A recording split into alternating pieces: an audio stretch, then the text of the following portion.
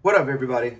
Your boy Turned to Ash here, hopping on today to kind of give my thoughts on Wano Kuni so far and where I think the story is going to go from here. So far, we're in the middle of, or kind of towards the end of Act 3 of Wano, and I think Wano's been great so far. A lot of character introductions, a lot of team build up for the Straw Hats, and the story's just gone by really quick. I think it's progressing really fast. I think we're almost at the end of Act 3 already, and usually Kabuki plays are 5 acts long, with acts like 3 and 4 being the bulk of the plot. So coming into end of Act 3 already is insane. So it's gone by super fast, which is great and sad and crazy all at the same time. So Acts 1 and 2 were awesome. We got introductions to a bunch of crazy characters. We get to see Kyoshiro, kind of learn his backstory a little bit. We learn about the dynamic of Kaido's crew. So we learn about the Smiles, what they do. We learn about the waiters who are waiting for Smiles, the Pleasurers who got the defective Smiles, the ones that didn't get the animal powers but have like they're laughing and I got that all the downside. And then the gifters who got the animal powers like Batman, Gazelle Man, Hold'em, Bob Manuki, Delbon, all those guys, most of the headliners. So we get to learn kind of a basic form of Kaido's crew, which was cool. We get reintroductions to the Straw Hats that we hadn't seen in a long time, like Zoro and Usopp and Frankie and Robin. So it was great to see them reintroduced, get the dynamic with them and the Straw Hats from Whole Cake Island. So the crew's all back. They get to work together. They're working through Wano. They're handing out flyers. They're building up the revolution and gaining allies. So it's cool to get them all together again. We get reintroduced to a lot of the supernovas. So we get to see Hawkins like right off the bat, which is really cool. We get to see him interact with Law a lot and then interact with Zoro and Luffy. So he's played a big role early on, Hawkins has, and he kind of fills us in on what happened with him, Kid, and Apu, that Apu was under Kaido the whole time and betrayed the alliance, and Kaido showed up on that island on purpose. It wasn't just an accident. He didn't just fall onto that island. Apu kind of set them up. So we get to learn about that dynamic as well. So that was cool to learn about. So Acts 1 and 2 had a bunch of information, a lot of loading. Major things that we learn, Kaido's a dragon. So dope. I mean, I think we kind of knew that Kaido was a dragon coming into it. It wasn't a huge drop, but just to see it and how big he is, so cool, so worth the wait. Kaido's a dragon, so dope. I mean, I loved every second of seeing Kaido as a dragon, but I was not expecting to see Kaido fight Luffy so early on. I thought we'd wait. Luffy would battle through the Beast Pirates and eventually be at a level enough to either fight Kaido or with help from the Supernovas, or at least have the finishing blow on Kaido. So, but nope, we get it in Act 1 and we get a humbling moment for Luffy. Luffy thinks his crew got blast breathed away by Kaido, so he sees red, goes after Kaido, elephant guns him, and eventually Kaido gets out of his dragon form and then one-shots Luffy out of Gear 4th. I did not see that coming. We saw what Gear 4th could do versus other people, and for him to get one-shotted in Kaido's base form, I think was good for Luffy in the long run. Luffy needed to understand that the Yonko aren't to be played with. Big Mom kind of messed around.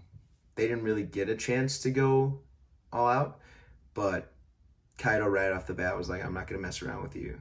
Like, you're weaker than me, I'm going to put you in your place, and he did. He knocked Luffy out in one hit, throws him in prison with Kid. So, great humbling moment. I think it'll be good for Luffy going forward to understand I can't play around with the Yonko. Like, this is the real world. Like, I need to take this shit seriously. So, that was great. We needed that in Act 1. I think we weren't expecting it, but it was needed. It was good to see. Other dynamics that I really liked. We learned about Sword, which was really cool. So X-Drake we knew was part of Kaido's crew, and he's part of the Flying Six with him and Page One. And 4 others, we believe. So he has a big role in Kaido's crew, but we figured out that he's undercover for the Marines in a secret group called Sword. So he's a captain of Sword, and we've also find out that Kobe is now a rear admiral. So Kobe is rising the ranks like crazy, which makes sense because he's the parallel of Luffy. Luffy's considered a Yonko, which he's really not, but I think that level would be just a little lower than that, would be rear admiral for Kobe. And Kobe is awesome, but we found out he's a member of Sword as well. So we don't know what Sword is exactly, what that dynamic is, what their goal is, or who the leader is. I don't think X-Drake is the leader. I think he's just one of the captains of Sword. It could be Sengoku or Garp, but we're not sure. So once we find out more about that, I'll make a video about Sword.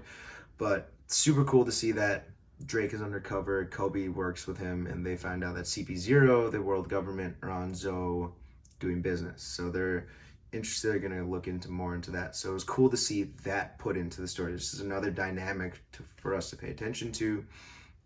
So Axe wanted to introduce so many things, lots of people. We get to meet Shutemaru and the rest of the Scabbards. We haven't met Denjiro yet, but we meet Kawamatsu, the Kappa, Kiku.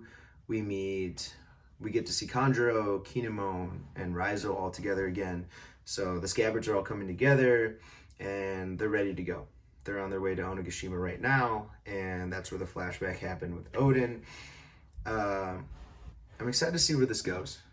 So Scabbards are on their way to Onigashima. They get stopped by the giant storm, and they are thinking about Odin while they're doing that, while the rest of the group, the rest of the allies, were on their way to the port. Well, Orochi knew what was going on and seemed like he attacked them on their way.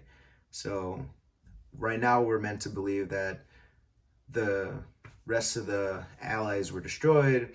They show like Batman and some other flying beast pirates attack the Sunny, and we're meant to assume that it was destroyed as well. So like things are hitting the fan and the Scabbards are losing faith. And we jump into Odin's flashback where we are now, towards the end of it. So a lot leading up to that. So pretty cool, I think, so far, like leading up the introductions to the Beast Pirates, King, Queen, the numbers who we don't know much of yet, but I'm very excited to see them. If they're all gigantic, huge, like Oni demons, or if they're just going to be like, that's just how they were portrayed coming in, because of the little kids like saw them as demons. So it could have been just the kids' perspective, and then they're actually like the rest of the Beast Pirates, some kind of weird smile fruit users. I'm excited to see the numbers. I think the numbers will have a big role against the Scabbards. I think that's a good like back and forth. If the Scabbards aren't focused just on Orochi, then they'll be good competition for the Scabbards.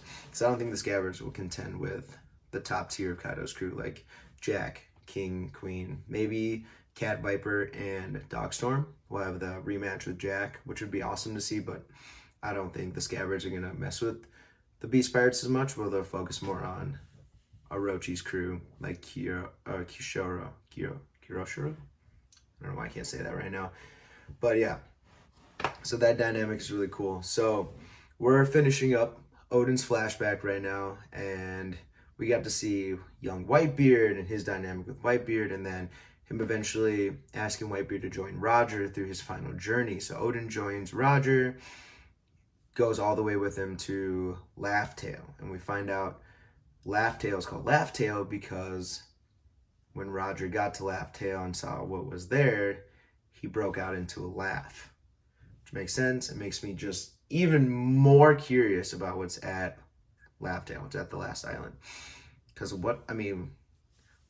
it's supposed to be serious, like endgame stuff, and then for him to laugh, it kind of throws me off a little bit, but it just makes me all the more curious, which is going to make it even more satisfying when we do get to see it.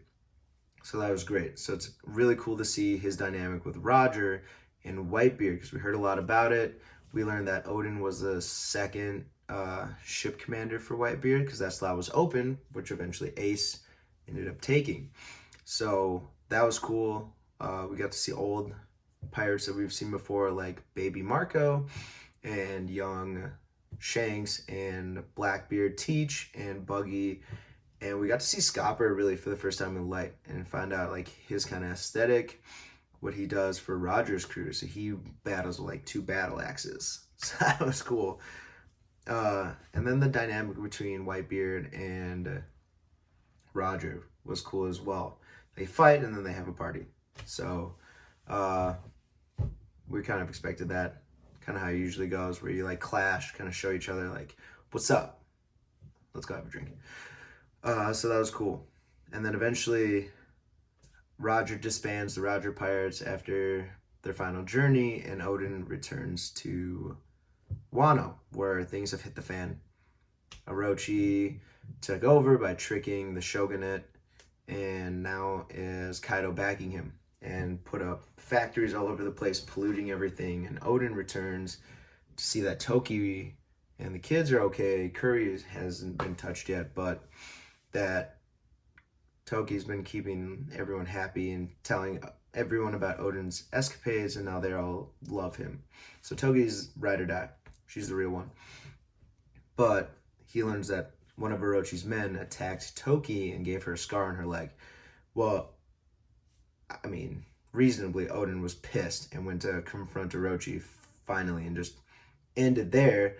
Well, we find out that the Kurozumi clan, the old guy and the old lady are there and to protect him. So the old dude has the barrier fruit and ends up protecting Orochi from Odin, not Bartholomew Kuma, but the berry fruit is in his possession. So eventually he's got to die. And then we know that the face swapping thing is number 2's devil fruit. So eventually both of the other Kurozumi old people will die. But it's interesting to see those in Wano. So I want to know how those got so far down in the new world.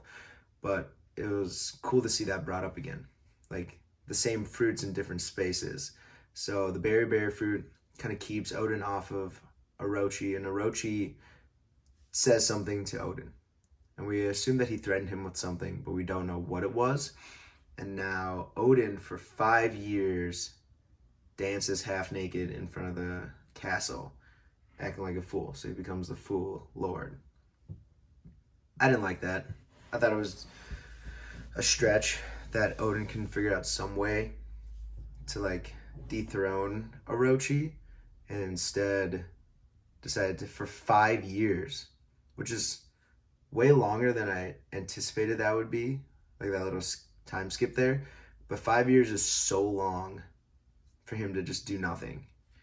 And he kind of lost his chance there, because eventually he gets fed up with Orochi's rules and ideas, and he gets the Scabbards together, and they get the Scabbard name. Finally, we figure out why they're called the Red Scabbards, because as they're leaving to go confront Kaido to kind of get him out of the way so Orochi didn't have that power anymore, the sun kind of hits them on their way, and they like have this red glow. So they're called the Red Scabbards.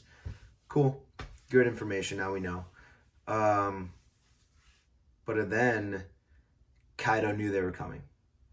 The traitor comes up again that told Kaido, and Kaido was ready for it. He's in dragon form. He's got the entire beast crew there, and they're waiting for these 9 swordsmen. And to their credit, the Scabbards put up a fight. They take out most of the fodder, put most of the people away, but they're getting overwhelmed. And then Odin finally has enough and goes after Kaido, and just 2-sword style cuts Kaido down and is getting ready to deliver the final blow. And they have Momo, who we think is Momo. So Odin freezes, thinking they have Momo, doesn't attack, and then kind of like what we saw with Luffy, Kaido clubs Odin in the back of the head. Well, it doesn't put him down for good, but Odin's down for the count. He can no longer fight back, and we find out it was the witch that turned into Momo to kind of trick him. So Odin got tricked again. I can't really blame him for this one. He's Momo, he's your child. But when you have Kaido on his deathbed right there, like you're ready to put the final dagger in it, I think you just got to do it. I think you just got to do it for the good of the village, the good of the country. And then he gets thrown in prison, and that's where we ended off with Odin in prison. Toki and them seem okay so far. The castle hasn't been attacked yet, so I'm not sure how this is going to go down. But so that's where we are right now. So lots happened in Wano. I think my favorite part of Wano so far has been the interludes, though. And I'll make a separate video about the interludes themselves, but like that step away from Wano, learning about what's happened at Reverie a little bit, what happened with Sabo, which we don't know yet, and then the warlords being disbanded. That's a really cool dynamic where Kobe's on his way to Bo Hancock, and people are on their way to Mihawk, who are they're gonna get wiped out unless they have like an admiral or two with them. So I'm excited to see where those go. And then Blackbeard is heading off somewhere to get something. We don't know where he's going, but with possibly Moria in hand, because they forced Moria to join him. So the interludes have been really cool. The good step away with amazing information. Probably the best parts of Wano so far have been the interludes, like the little dynamics. And obviously the Yonko bounties plus Roger Whitebeard. So I'll make a video about the bounties later, but that was, oh my God. Seeing Roger and Whitebeard's bounty was unbelievable. 5 billion, 500 million something was Roger's, and then I think Whitebeard's was like 5 billion. That was cool. Disappointed to see Shanks have the second lowest Yonko bounty, but it's whatever. He's only been a warlord for like 6 years or something like that, which was way shorter than I thought, so it makes sense. And his is already at like 4 billion, so Shanks is a gangster. But yeah, so that's where we are now, end of Act 3. So my thoughts going forward about what's going to happen in Wano. I think Act 3 is going to end with Odin's flashback coming to an end, and then the Scabbards finally getting the morale back, getting ready to go, and they eventually, the Straw Hats and everyone will meet back up with them. That somehow they escaped the trap that Orochi set them, and they are going to make their way to Onigashima, and that's where Act 3 will end, is them on their way to Onigashima or landing on Onigashima. Act 4 is where I think the big battle is going to take place. Finally, we get to the raid, and everything's going to go down. So they're going to get to the raid. I think something's going to go wrong. It has to. I think something's going to go wrong. And some of them are going to have to go back to Wano to either save the villages or something. But I think Orochi's going to escape and go back to Wano after the raid, and the Scabbards are going to follow to finish off Orochi. He's going to barricade himself in the castle, and the Scabbards are going to have their fight with Orochi and his crew there. And then the Straw Hats will stay on Onigashima and confront Big Mom and Kaido. Whoa, man, they don't stand a chance against Big Mom and Kaido. They really don't. I don't know what's going to happen. Either Big Mom will betray Kaido, or all the supernovas are going to have to come together and split them up, where a few of them fight Big Mom and a few of them fight Kaido. I don't know what's going to go on with that one. That's a tough situation. There's no really possible way they can win. I don't think the supernovas are strong enough to fight both of them together. If the entire world government is scared of Big Mom and Kaido's alliance, then the supernovas should be shitting their pants. So I'm excited to see that fight and see where that goes. But I think eventually Big Mom will leave and Kaido will be defeated in Act 4. He'll be defeated along with Orochi, and that'll be the end of their rule. Momo will take over as Shogun, or eventually will be groomed to be Shogun, and Hiyori will be the leader of Wano until Momo's ready. And Big Mom's going to go somewhere else, and the Straw Hats will eventually leave in Act 5. So I think that's where the story is going to go from here. The big battle's coming up. and Scabbards will fight Orochi. Straw Hats will fight Kaido and company. Mini fights, I think it'll be Kid, Law, and Luffy against Kaido, with Killer and Zoro against King, and then someone helping Sanji against Queen. Possibly Jinbei, if Jinbei shows up, or maybe another one of the Straw Hats, like Usopp. So I think that's kind of how the fights are going to go down. We'll see how that goes, because I don't think Luffy is strong enough to fight Kaido one-on-one. I just don't think he is. Even with the training he's done with his new armor and haki, he's just not strong enough. Kaido is on a different level. He's going to take more than one person to be killed by. So I think Kaido or Luffy's going to have the finishing blow on Kaido, but he's going to need help to get there. So they're going to push Kaido to his limits, and I don't know if Kaido's even killable, but they're going to knock him out and force them to leave.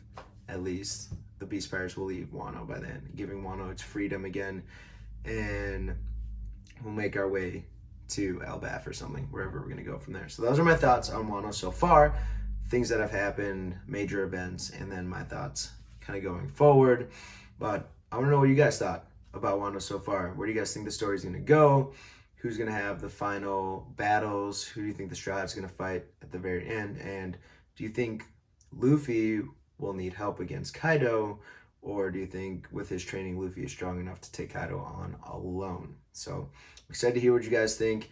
Chapter comes out tomorrow, so I'm excited to see where the story heads off, see if we're going to finish up this flashback in the next few chapters, and see when Act 3 ends. So thanks for spending some time with me, guys. Turn to Ash here, hit that subscribe button, everybody, and I'll be back to see you guys soon. Peace.